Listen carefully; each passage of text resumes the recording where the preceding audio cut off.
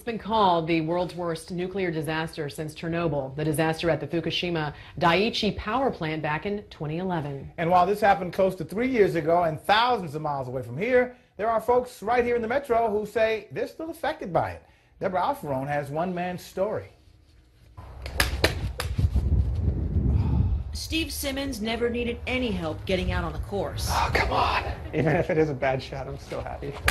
Golf, hiking, he's always been the guy that never stops. I love P90X. In fact, after I did P90X, I also ordered the Insanity workout.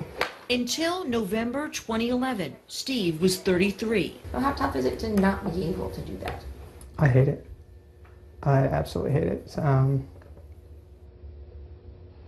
It's really, something like this is life-changing. And life changed for this U.S. Naval Administrative Officer 8 months after serving on the USS Ronald Reagan, when it was the first ship to respond to what's been called the world's worst nuclear disaster since Chernobyl, the March 2011 meltdown at the Fukushima Daiichi nuclear power plant, the result of being slammed by a powerful tsunami triggered by the most violent earthquake Japan has ever seen.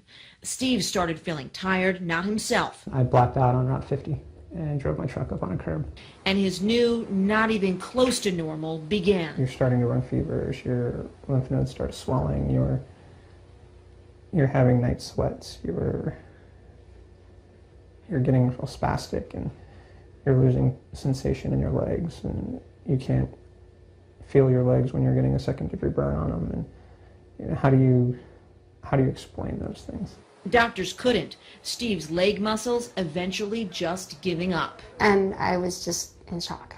Steve's then fiancée, now wife, Summer, had just moved cross-country to Maryland with her 3 children to start their lives together. And then this. Things change. And I borrowed a wedding dress. I started calling around, borrowed a wedding dress. We started looking for a chaplain. And we were married the day before Easter in 2012. In a borrowed wedding gown and his dress whites. And it was the last time that Steve was really able to spend the day on his feet. Steve can now only get around using a wheelchair. As far as the big picture, we still don't have a diagnosis of what this is, or still struggling to even get a doctor to even acknowledge that radiation had anything to do with it.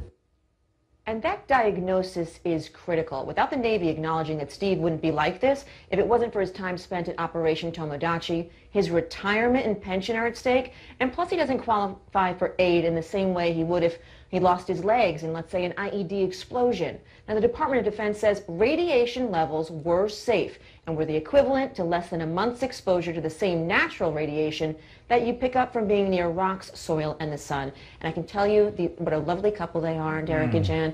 The love there is so strong, but, you know, it just, you wonder, does this have something to do with that? He spent time there.